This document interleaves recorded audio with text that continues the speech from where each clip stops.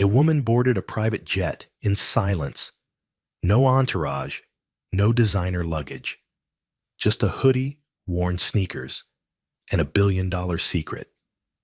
Moments later, she was slapped across the face by a flight attendant who assumed she didn't belong. But what happened next flipped the entire cabin upside down. This wasn't just about race respect or power. It was about a reckoning that began 40,000 feet in the air. Dear viewer, what you are about to witness is not just a story. It is a powerful testament to the quiet power and pursuit of justice in places most people ignore. If this is your first time here, I warmly invite you to share where you are watching in the comments below. And if stories like this move you, challenge you, or make you think, consider subscribing and clicking the bell icon. We share voices that deserve to be heard every day. Thank you for being here. Now, let's get into the story. It was supposed to be just another smooth departure from Van Nuys Airport private jets, humming softly in the California morning light flight attendants, checking manifests with professional ease, and a Gulfstream G700 gleaming quietly on the runway like a promise of exclusivity. The kind of scene where power often moves silently, unnoticed. But not that day. Amira Langston wasn't late. She didn't make a scene. She didn't show up in a limousine flanked by bodyguards or burdened by designer luggage. She simply walked onto the tarmac with a backpack slung over one shoulder, phone in hand, and a pair of black Nikes that had clearly seen more sidewalks than red carpets. Her hoodie was slightly wrinkled, her afro pulled into a high puff. She looked like a woman who belonged anywhere but not to everyone. Inside the cabin, Jenna Reed, lead flight attendant with 12 years of experience and a name that carried weight in private aviation circles, noticed her immediately through the oval window. She stiffened before Amira had even touched the first step of the aircraft. "Who's that?" she muttered to the co-pilot. He shrugged. "She's not on my sheet." The moment Amira stepped inside the plane, it was as if an invisible thread snapped. "Excuse me," Jenna said with a firm, practiced voice as she blocked the aisle. "This is a private charter. I'm going to have to ask you to wait outside." Amira didn't look up from her phone. "I'm aware." "No, I don't think you are," Jenna replied, lips tight. "This flight is for Meridian Altair Holdings. Confidential client. There's no record of another passenger boarding." Amira slipped her phone into her pocket, then met Jenna's eyes. "I am the client." There it was, a sentence that should have ended the interaction, but instead it detonated something deeper. Jenna blinked. Once, twice. Then smiled a customer service smile tight at the corners. "I'll need to see identification. This is a security-sensitive charter. I'm sure you understand." From the back of the cabin, a younger crew member, Luis, fresh from a regional airline, peeked around the galley. "Jenna," he called gently. "She's on the manifest, top line. Dr. Amira Langston?" Jenna's smile evaporated, but her disbelief remained. "She can't be." "Are you sure that's not a clerical error?" Amira moved past her quietly and took a seat near the window. She didn't argue. She didn't gloat. She just existed. Calm, assured like a woman who had sat in that seat before many times. But Jenna couldn't sit with it. She watched Amira place her bag in the overhead compartment, adjust her seat, and resume reading something on her phone. That kind of quiet confidence, that refusal to seek validation, it agitated something in Jenna she didn't know she carried. She approached again. This time, her tone colder. "Ma'am, I'm asking one more time. Identification, or we'll have to contact ground operations." Amira glanced up. Why am I being asked to verify my identity again after your colleague already confirmed it? Because something isn't adding up, Jenna replied. It is for you. You just don't like the math. The air in the cabin tightened. A few heads turned, executives in suits, a tech entrepreneur in headphones, none of them interfering, all pretending they weren't listening. Jenna moved closer. Look, I don't know who you think you are, but this isn't a bus stop. You don't just show up in sweats and claim a jet. And then in a moment that would define the day and all the days that followed, Jenna reached for Amira's arm. It wasn't violent, but it was forceful, authoritative, uninvited. Amira stood, slowly, taller than Jenna by a few inches. Don't touch me. Jenna didn't back down. Then show me who you are. The slap came out of nowhere. Not from Amira, but from Jenna. One sharp motion, the sound a flat echo that didn't belong on soft leather and luxury air. It wasn't rage. It was control. Or so Jenna thought. Time stopped. Amira didn't raise her voice. She didn't flinch. She stood hand to her cheek as silence crushed the cabin like cabin pressure dropping mid-flight. Luis dropped the tray of Perrier he was holding. One of the execs dropped his newspaper. Jenna stepped back, breathing hard, suddenly unsure why she had done it. She wasn't cooperating, she said weakly. She owns the plane. Luis said, his voice cracked but steady.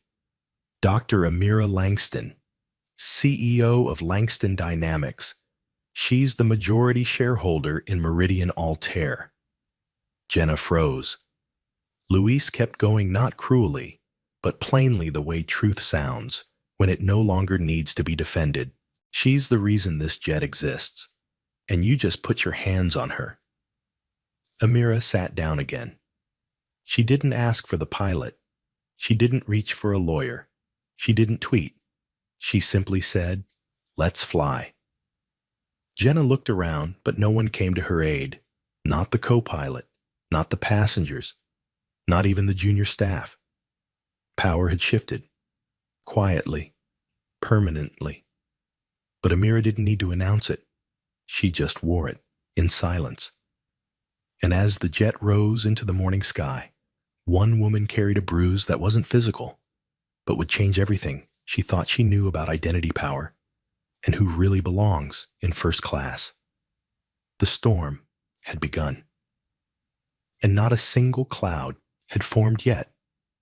The jet sliced through the air at 45,000 feet, but inside the cabin, there was only stillness, the kind that doesn't come from comfort, but from consequence.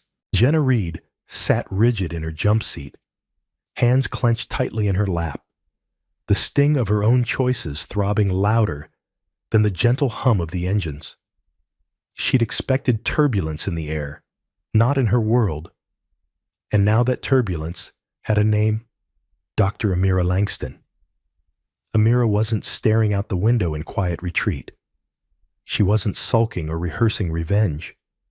She was reading, annotating a technical brief with a mechanical pencil, the same way she had on every other flight this year. There was no dramatics, no tension in her brow, just a practiced focus that didn't waver, even in the wake of humiliation. Jenna watched her from across the aisle, trying to make sense of what she had done. The woman she had just assaulted wasn't a stranger.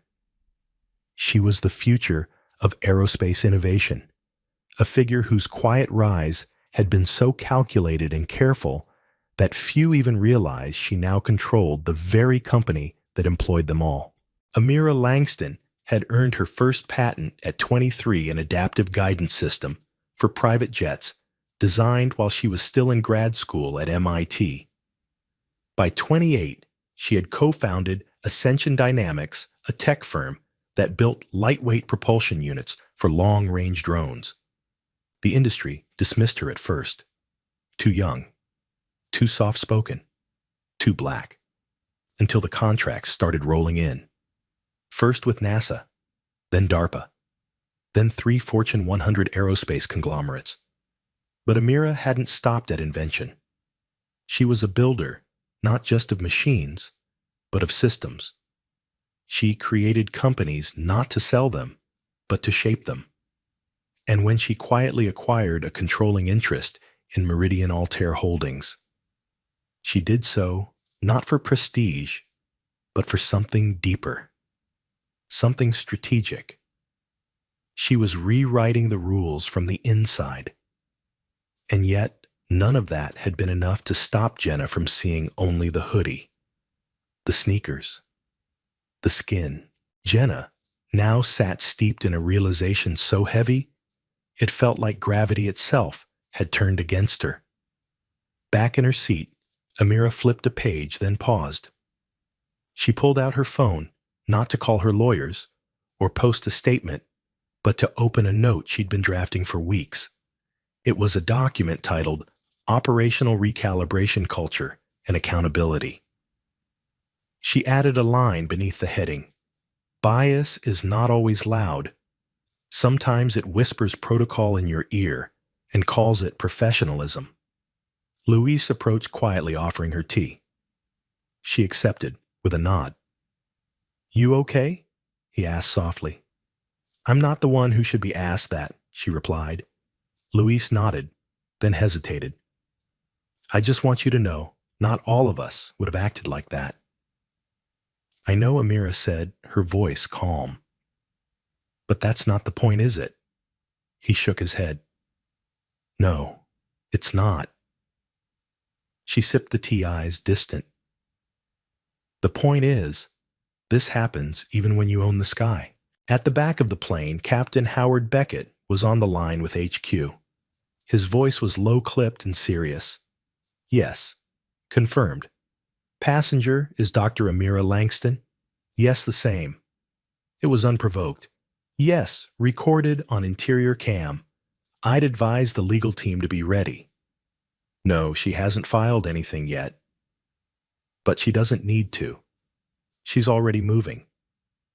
Meanwhile, Jenna sat frozen. Her mind replayed every moment, her assumptions, the smirk she couldn't hide, the slap.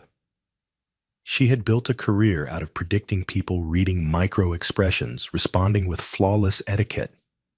But none of it had prepared her for what it meant to misread power. When Amira finally looked up again, her expression wasn't angry. It wasn't smug. It was resolved. She stood and walked to the rear of the plane, asking to use the conference room. The captain opened the door without a word. Inside, Amira sat down and opened a separate file on her tablet. It was her proposal for a company-wide cultural audit, something she'd already been developing, but had hesitated to launch. Not anymore. Now she would start with training, then policies, then leadership. What happened on that flight wouldn't be reduced to a scandal or a headline. It would be a turning point. She drafted an internal memo. Effective immediately, all Meridian Altair flight personnel will undergo implicit bias retraining and policy restructuring sessions. Disciplinary reviews will be conducted by a third-party oversight committee. We do not protect ignorance. We correct it. Back outside, the passengers whispered. Some had seen the slap. Others had only felt the shift in energy. But by now, they all knew the truth. And they all understood the lesson. Power doesn't always dress in tailored suits or announce itself with headlines. Sometimes it walks in quietly, claims a seat, and says nothing because it doesn't need to. Jenna couldn't stay silent any longer. She approached the conference room with shaking hands. "Dr. Langston," she asked, voice small. Amira looked up. I want to apologize. Truly, I didn't know who you were." Amira's eyes didn't soften. "That's exactly the problem." Jenna swallowed hard. "I wasn't thinking." No, Amira interrupted. "You were thinking exactly how you were taught to. That's the issue. You saw my presence as a threat, not my behavior, not my actions, My presence. Jenna's shoulders slumped. I don't know how to fix it. Amira stood not hostile but firm. You don't fix it with words. You fix it by learning, by unlearning, by listening, and by getting out of your own way. Jenna nodded slowly, tears pooling, but not falling. I want to try. Amira didn't offer comfort, but she offered direction. Then start by stepping aside. There's work to be done. Back in her seat, Amira pressed send on the memo. The engines continued to hum. The sky outside was still blue, but something had shifted, and the most powerful woman on board didn't need a uniform or a name tag to lead. She just needed to be seen. The cabin was quiet, eerily so. No clinking glasses, no polite chatter. Just the soft ambient hum of the jet's engines as it cruised above the clouds suspended between two coasts and two very different versions of truth. At 40,000 feet distance wasn't just physical, it was emotional, professional, even existential. And every passenger could feel it. Dr. Amira Langston sat alone near the front, her seat reclined just slightly, her gaze fixed not on the cabin, but on something far more distant than the horizon. To an outsider, she may have seemed detached, but she wasn't escaping. She was recalibrating quietly, methodically, and with the clarity of someone who had nothing left to prove, but everything to change. Across the aisle, Jenna Reed sat stiffly. Her hands were tucked beneath her thighs, as if by suppressing her movement, she could suppress the memory. But the memory was already carved into the skin of the moment, the echo of her own voice, the snap of judgment, the sharp sting of a slap she would never be able to justify. Not to HR, not to Amira, not even to herself. It wasn't just the physical act that haunted her. It was the silence that followed. Not the kind of silence that comes after conflict, but the kind that reveals something deeper: exposure. The realization that she had not only crossed a line, but that she had been standing on the wrong side of it all along. Tony, the junior flight attendant, moved through the cabin quietly, offering water with a kind of reverence, like he didn't want to disturb the air. When he reached Amira's seat, she looked up briefly and gave a nod of appreciation. He didn't speak.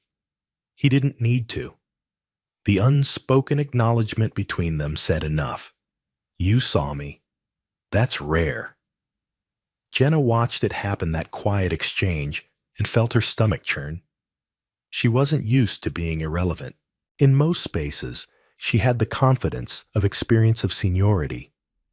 But none of that could protect her now. The uniform no longer gave her authority. It only reminded her how wrong she had been to believe it ever should have. The pilot's voice came over the intercom with the usual monotone update. Weather in New York was fair descent, would begin in just over an hour. But it felt like background noise to a different kind of descent happening inside the aircraft. One that had nothing to do with altitude and everything to do with awareness. Amira glanced at the tablet in her lap. A message had come in from her legal team, ready to move on internal protocol. She read it twice, then minimized the screen. Not yet. There was still something more important to be done. She reached for the small leather notebook beside her, the one she kept for moments that couldn't be typed. With slow, deliberate strokes, she wrote a single sentence. What do we teach in silence that words will never unlearn? She didn't know if it was a thought, a thesis, or a warning. Maybe all three. In the galley, Jenna tried to steady her breath. She had rehearsed apologies in her head for the last hour, but none of them felt right. Every version started with excuses. I didn't mean to. I was following procedure. You caught me off guard, and none of them erased the image of her hand, raised in impulse and lowered in disgrace. She stood finally and walked toward Amira. Each step felt like walking into the courtroom of her own conscience. She stopped just short of Amira's seat and cleared her throat.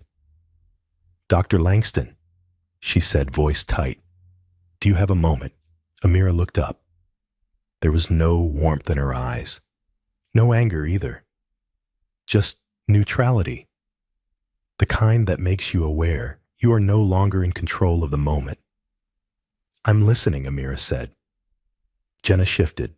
"I owe you an apology. A real one. I didn't just misjudge you. I disrespected you. I acted out of ignorance. Out of," she hesitated, "habit." Amira waited. Silence again. "And I'm not asking for forgiveness," Jenna added. "I'm asking for direction. Because I don't want to stay who I was an hour ago." Amira's gaze held hers for a long beat. "Then you'll need to do something that's harder than apologizing," she said softly. "You'll have to change. And change," she added, "is quiet work. It doesn't need spotlights. It needs consistency." Jenna nodded slowly. "I understand." "No, you don't," Amira replied. "Not yet, but maybe you will." She didn't dismiss her. She didn't offer a pardon, but she had left the door unlocked. And for Jenna, that was more grace than she deserved. The rest of the flight passed with the kind of stillness that invites reflection. No more apologies. No more glances. Just the soft thrum of a cabin full of people realizing they'd been present for something that might not make the news, but would change them just the same. When the captain announced final descent, Amira put away her notebook and folder. Jenna returned to her jump seat, eyes ahead, no longer thinking about how to explain her actions to her supervisor, but how to live differently after the landing gear touched down. At 40,000 feet, no one had raised their voice. No lawsuit had been filed. No cameras had captured the moment. But a reckoning had begun. Not with drama, but with clarity. And sometimes that's all it takes. The wheels touched down on the tarmac at JFK with a soft thud, as if the aircraft itself knew to land gently under the weight of what had happened above the clouds. The jet taxied slowly to a private terminal, its engines humming like a quiet heartbeat, trying to mask the tension that had not yet found release. Outside, a black SUV waited with tinted windows and a discreet driver already at attention. Inside the jet, no one moved immediately, not out of confusion, but out of restraint. Everyone knew something had shifted. Dr. Amira Langston stood first, not with urgency, but with precision. Her movements were deliberate, controlled, like each gesture had been practiced in silence.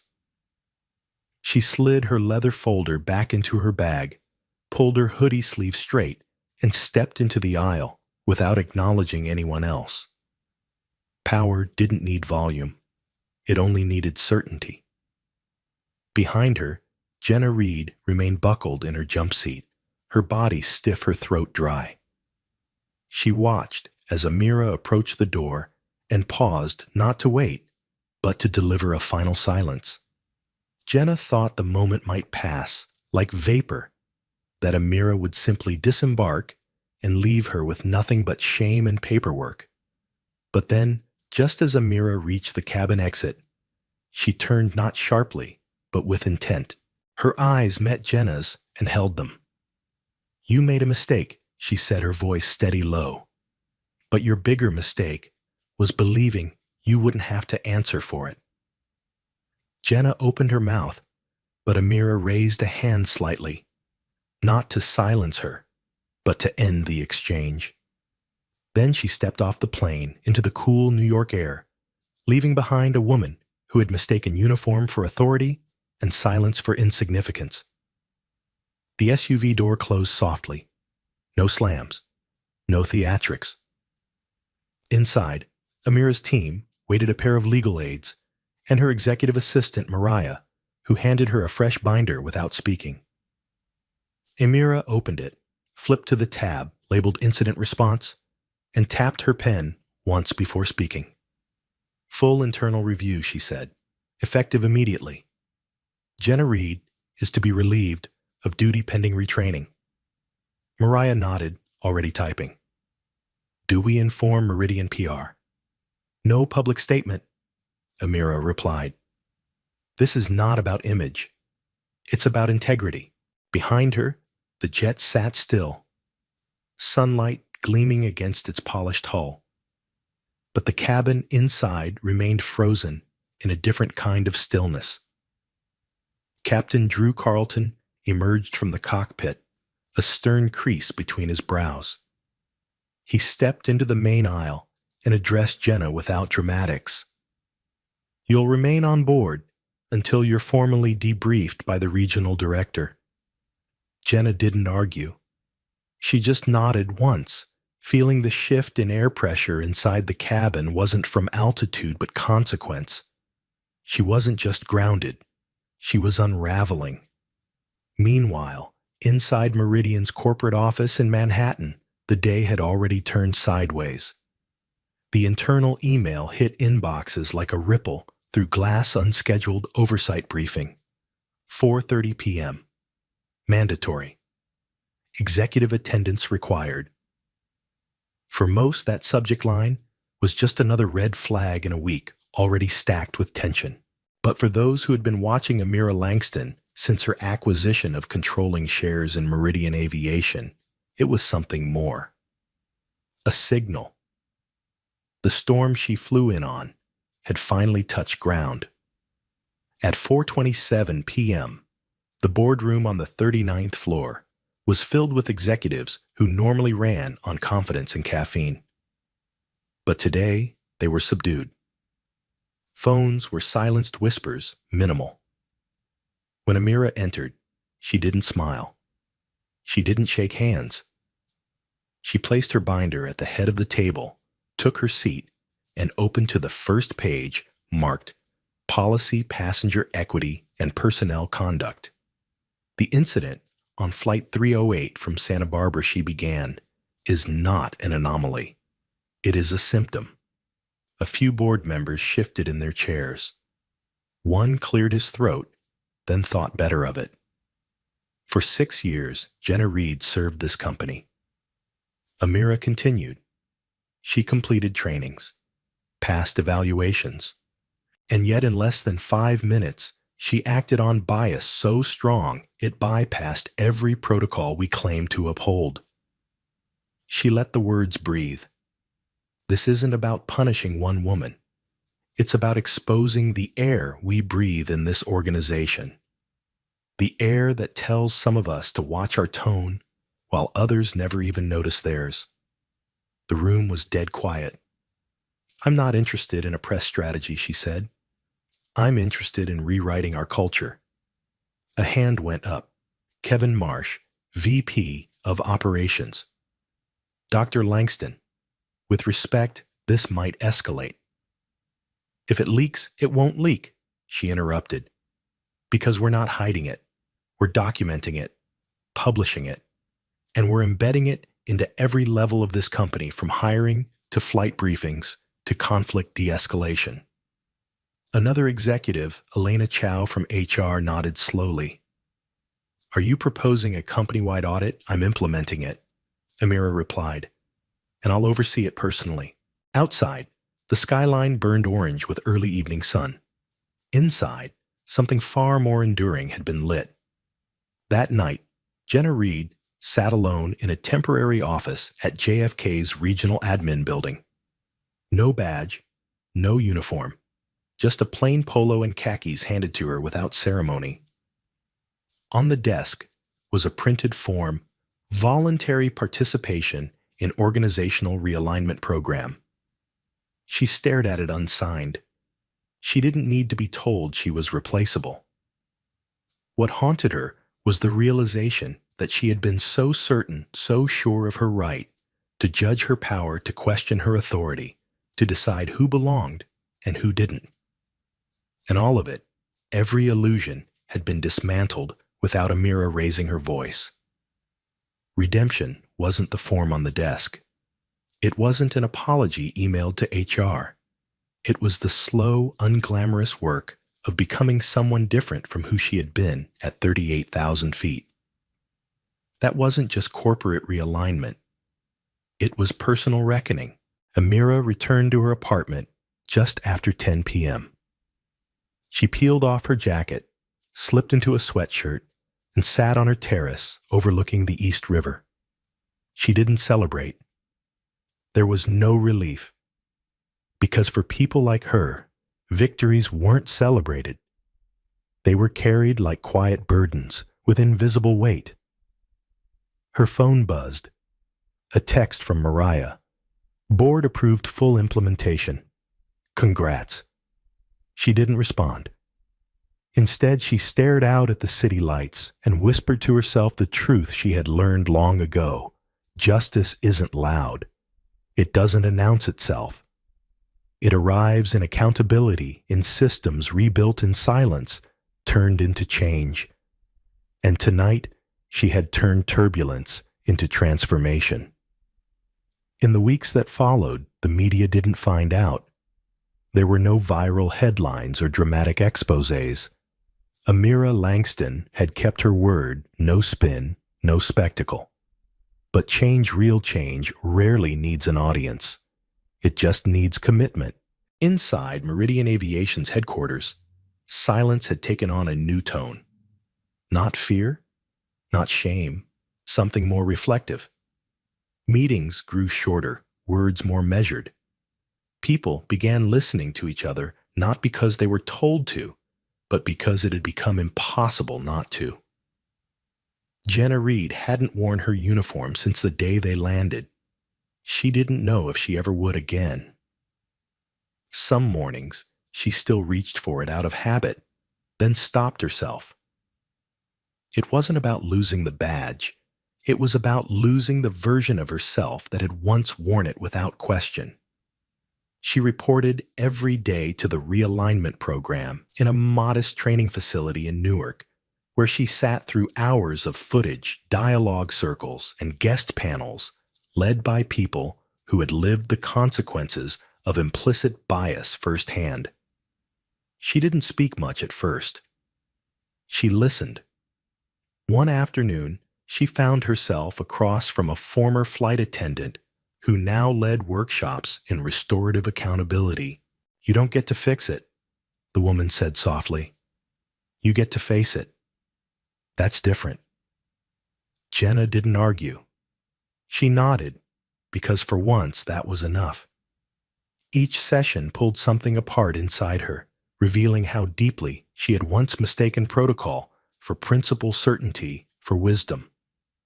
Amira kept her distance, not out of spite, but purpose.